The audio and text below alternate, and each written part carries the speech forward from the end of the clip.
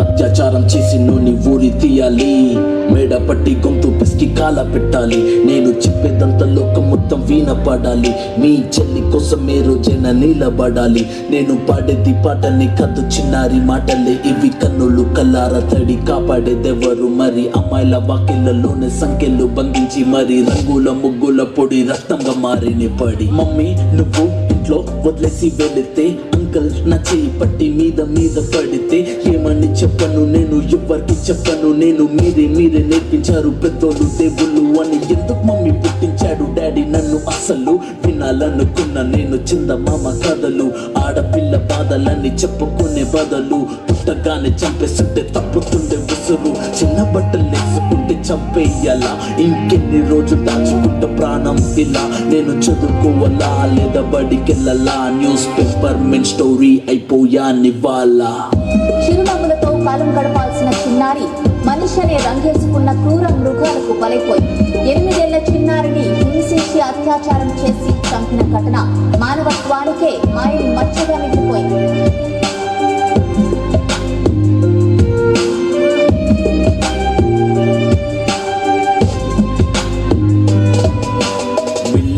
పిల్లాని కాలేజీకి వెళ్ళాను, డిస్టింక్షన్ కొట్టేసి డిస్ట్రిక్ట్లు దాటాను. సిటీకి రాగానే సిటీలు కొట్టారు. నల్లగున్నానని నేను నవ్వుల పాలయ్యాను. తల మీద చెయ్యి వేసి దీవించే గురువులు, నడు మీద చెయ్యి వేసి కోరారు పరుపులు. జింక పిల్లలాగా నేను తీశాను పరుగులు. చనిపోయిన కూడా మీద పడ్డారు పురుగులు. ఏదో సాధిద్దామని క్లాసెస్ కి వెళ్తే ఓ వ్యక్తి లవ్వంటూ నా వెంట పడనే. చిన్న చూపు చూసి నా చున్నీ లాగాడు. యాసిడ్ దాడుల్లో నా పేరెక్కించాడు.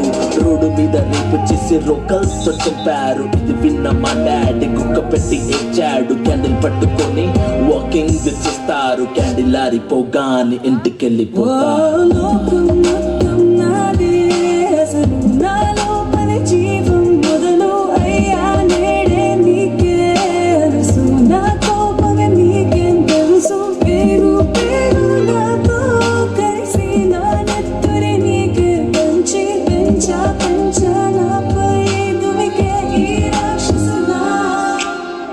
అన్నయ్యా నన్ను పెంచావుగా, నా పెళ్లి కోసం బరువులెన్నో మోసావుగా.